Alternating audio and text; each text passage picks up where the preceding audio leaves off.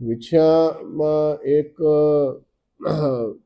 મારામારીનો બનાવ જે છે એ મર્ડરમાં તબદીલ થયું હતું, જેના સંદર્ભે પરિજનોની માંગ હતી કે કાયદાની કડક કલમ ઉમેરવામાં આવે તથા દબાણ વગેરે જે છે દૂર કરવામાં આવે.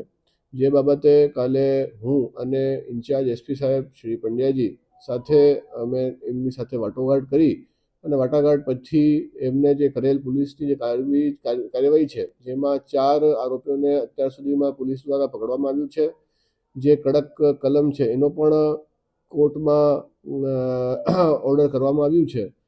આ બધી જે કાર્યવાહી છે એને જોતા પરિવારને સંતોષ થયો અને આ બાબતનું સુખદ નિવેડો આવ્યો છે.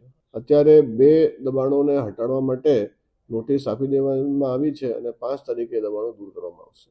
સાંજ સમાચાર ફેસબુક પેજને લાઇક કરો, વિડીયો શેર કરો અને વધુ વિગતવાર સમાચાર માટે sanssamachar.net વિઝિટ કરો.